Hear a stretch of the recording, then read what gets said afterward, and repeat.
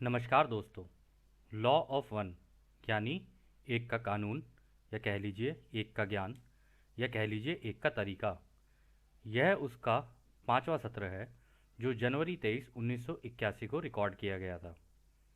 दोहराया जाता है कि इस किताब में दी गई सभी सूचनाएं और जानकारियां या तो आप जान सकते हैं, मान सकते हैं, या नज़रअंदाज कर सकते हैं, या सिरे से खारिज कर सकते हैं, क्योंकि यह आपकी फ्री विल है जो आपको अनंत रचयिता द्वारा दी गई है।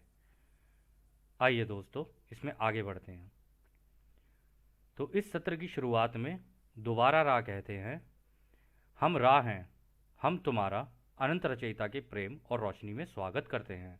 अब हम बात करने के लिए तैयार हैं। तो डॉन पहला सवाल करते हैं कि पिछली बार जब हमारी बात हुई थी तो हम बात कर रहे थे कि ये इलाज की प्रक्रिया कैसे की जाती है। ये मेरा सोचना है कि इस काम को करने के लिए पहले अपने आप को पवित्र करना होता है, कुछ तौर तरीकों से और उनका इस्तेमाल करके। और जिस व्यक्ति के लिए काम, या कह लो जो मरीज़ है, उसके दिमाग की सोच में भी इन्हीं तौर तरीकों का इस्तेमाल करके कुछ बदलाव करने की ज़रूरत होती है और कुछ अभ्यासों की ज़रूरत होती है। क्या मैं सही कह रहा हूँ?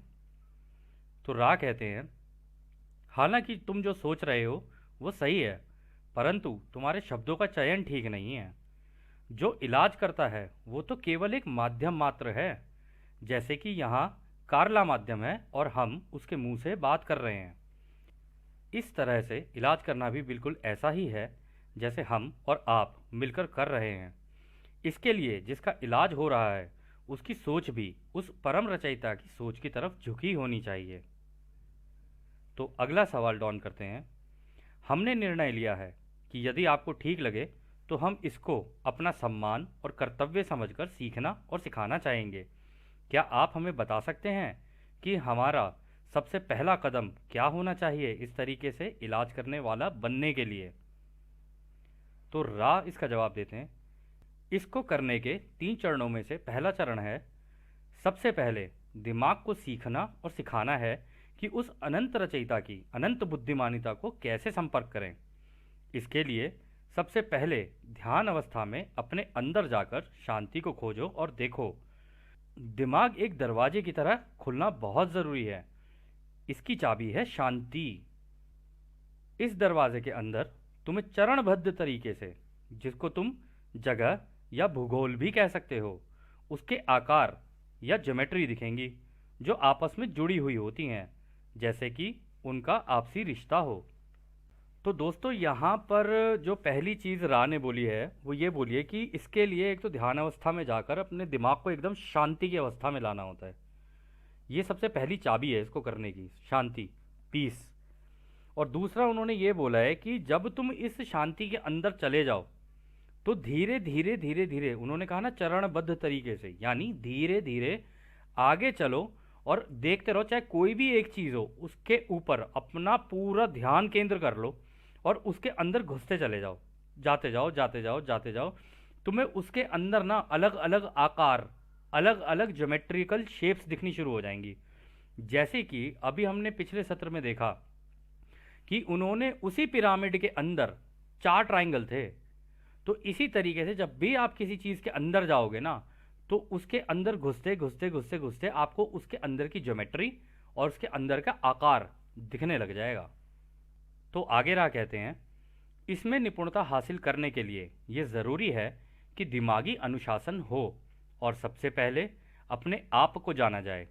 जिस घनत्वता में तुम रह रहे हो उसके विभाजनों को समझा जाए। जहाँ पर भी तुम्हें अपने दिमाग में शांति दिखे तो जानबूझकर उसके विपरीत अशांति को भी देखो या ढूंढो। फिर ठीक इसका उल्टा करो।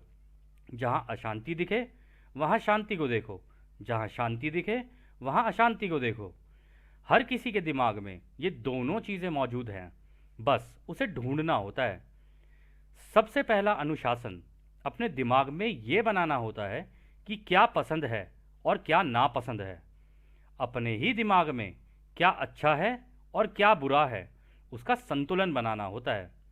अपने ही दिमाग में सब कुछ होता है, इसलिए तुम्हें खुद उस संपूर्णता को खोजना होता है। दूसरा अनुशासन अपने दिमाग में ये बनाना होता है कि इस संपूर्णता को जानकर मानना होता है। एक विभाजित सोच के व्यक्ति के लिए इतना आसान नहीं है कि वो शारीरिक चेतना में रहकर कुछ चुन सके, क्योंकि पहले ही रुकावटें और उलझनों से उसका दिमाग अच्छे से विभाजित होता है। इस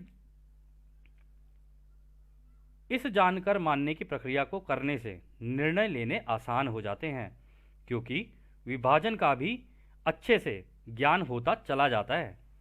तीसरा अनुशासन या अभ्यास है सबसे पहले वाले को दोहराना, पर अपने अंदर नहीं, दूसरों के अंदर इसको ढूंढना है जिससे वो मिलता जुलता है।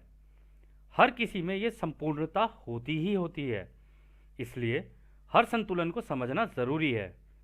जब भी तुम्हें शांति दिखे तो ये तुम्हारी जिम्मेदारी है कि ये जानो कि इसमें अशांति किधर है, और जब भी अशांति दिखे तो उसमें शांति ढूंढो। हम इसको एक साधारण उदाहरण की तरह इस्तेमाल करते हैं। अपने ही दिमाग में काफ़ी पहलू या पक्ष और विपक्ष होते हैं, इसलिए अपने अंदर के विभाजनों और दूसरों के अंदर के विभाजनों को समझना ज़रूरी होता है। इसके बाद दूसरों के विभाजनों को जानकर आगे बढ़ना होता है। ये सबसे पहले के 3 अभ्यास हैं।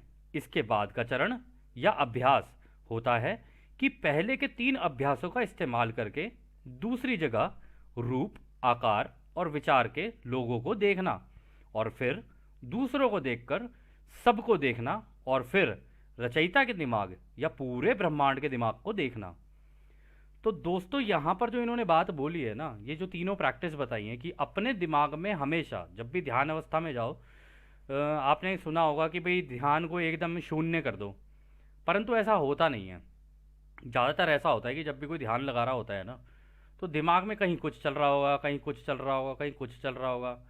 तो आपके दिमाग में जो जो चीज़ें आती जा रही हैं ना, उसका आपके दिमाग में अगर कोई अच्छी चीज़ आ रही है तो उसका उल्टा सोचो, कोई उल्टी चीज़ आ रही है तो उसका सीधा सोचो। तो ऐसे करते करते करते करते होता क्या है कि दिमाग का ना एक संतुलन बनना शुरू होता है, और धीरे धीरे ये अभ्यास करते करते ना एक आम मतलब स्थिति में भी, जैसे आप बाहर निकलोगे, लोगों से मिलोगे और किसी से बात करोगे, किसी से कुछ, तो आपका दिमाग ना खुद ही संतुलन बनाना शुरू कर देता है कि सामने वाला भी मैं ही हूँ, ये जो बोल रहा है इसकी बात जो है, इसकी बात में कहाँ कहाँ विभाजन है, और जो विभाजन है तो उसका उल्टा क्या है। तभी तो आप किसी से बात कर पाओगे ना ढंग से, या सामने वाले को समझ पाओगे। अदरवाइज तो आप ये करते रहोगे कि हाँ भाई जो मुझे पता था बस वो मुझे पता है। पता नहीं करना है, जानना है, मानना नहीं है। यहीं पे वो ये कह रहे हैं कि जब तुम ऐसे ऐसे करते चले जाओगे ना, तो होगा क्या कि धीरे धीरे धीरे धीरे तुम सब लोगों का दिमाग समझना शुरू कर दोगे, और जैसे ही तुम्हें सब लोगों का दिमाग समझना शुरू आने लग जाएगा, तुम्हें धीरे धीरे पता चलेगा कि रचयिता ने कितना बढ़िया संतुलन बना रखा है। कि हाँ, ये जो भी चीज़ें हैं, कि जैसे राह ने कहा कि सारी चीज़ें सोच में बनी हुई है रचयिता की। ये हमको लगता है ये जितनी भी चीज़ें असली हैं, अभी आपको पता चलेगा कि ये चीज़ें क्या है बेसिकली, जो जो भी आपको दिख रहा है पांचों इंद्रियों से। तो वो कह रहे हैं कि यहाँ पे संतुलन ढूंढो, तो तुम्हें समझ में आएगा कि रचयिता का संतुलन क्या है, और तुम भी समझ पाओगे कि रचयिता का दिमाग क्या है, कि वो इतना इंटेलिजेंट, इतना बुद्धिमान कैसे है। तो खैर आगे चलते हैं। तो वो कहते हैं दूसरा हिस्सा इस सीखने सिखाने का ये है कि अपने शरीर को अच्छे से समझना। इसमें अपने दिमाग का इस्तेमाल करके ये जानना होता है कि मेरी भावनाओं और झुकावों की वजह से मेरा शरीर कैसे प्रभावित हो रहा है। अपने शरीर की स्थिरता को पहचानना और उसे जानकर मानना भी ज़रूरी है। ध्यान अवस्था में अपने शारीरिक और रासायनिक हिस्सों को देखना भी इसी का हिस्सा है। तो यहाँ पर राय ये कह रहे हैं कि जब आप ये कर रहे होते हो ना, तो आपको मान लो अगर आपको कोई अच्छी फीलिंग आ रही है तो आपको पता चलेगा ओहो मेरे दिल के अंदर जा रही है ये। जब भी कोई बुरी सी फीलिंग आ रही होगी आपको ऐसा लगता है कि यार दिल में नहीं, ये दिमाग की तरफ जा रही है। और जब डर आ रहा होगा तो आपको पता चलेगा कि आपका पेट है ना, पेट, उसके आसपास आपको एहसास हो रहा है डर का। तो हर चीज़ की, हर भावना का ना आपके शरीर के अंदर, हमारे शरीर के अंदर एक जगह होती है। तो किस जगह पे वो चीज़ चल रही है ना, उसको जानना होता है कि ओ अच्छा, मुझे प्रेम का एहसास हुआ तो दिल में हुआ। ओहो, ये जो सामने चीज़ें चल रही हैं, टीवी पे देख रहे हैं, सारी चीज़ें ये मेरे दिमाग के अंदर चल रही हैं।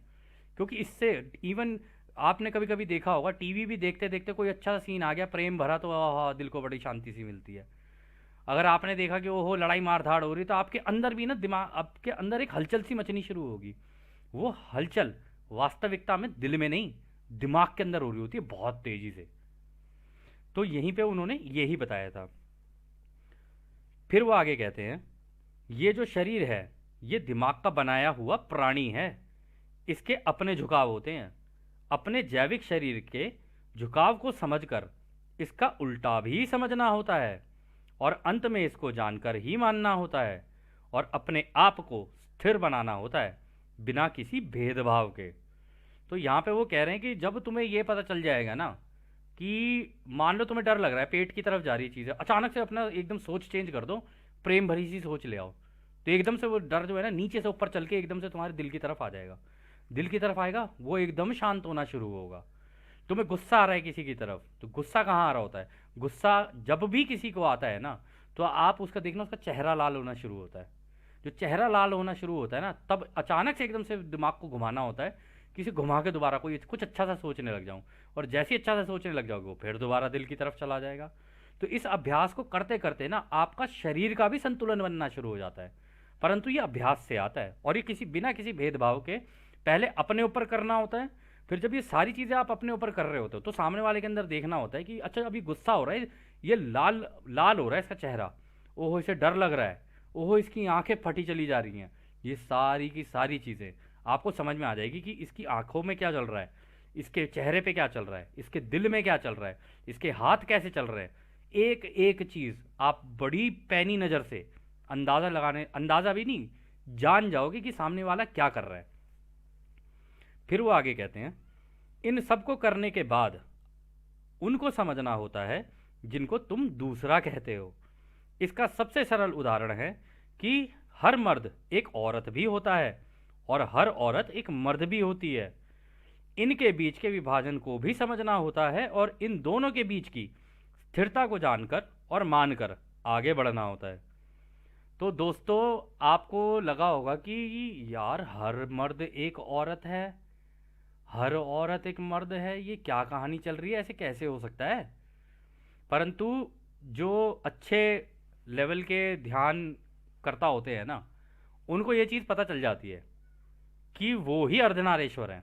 मतलब उनके अंदर एक औरत भी है आधी, जो बड़ी सॉफ्ट और बड़ी कोमल सी है, और एक मर्द भी है जो बड़ा मतलब लीडिंग पोजीशन पे रहने वाला, एक डिसीजन मेकिंग करने वाला उस टाइप का होता है।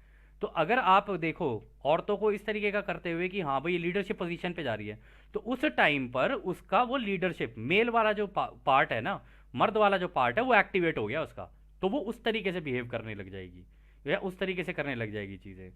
और कोई मर्द अगर औरतों जैसी हरकतें करने लग जाए, तो आपको ये समझ जाना चाहिए कि हाँ इसका वो पार्ट एक्टिवेट हो गया है। बट यहाँ पे उन्होंने बोला बिना किसी भेदभाव के देखना है इसको, कोई कैसे भी हो सामने, आपको ये पता चल जाएगा कि हर मर्द के अंदर एक औरत भी होती है, एक हर औरत के अंदर एक मर्द भी होता है।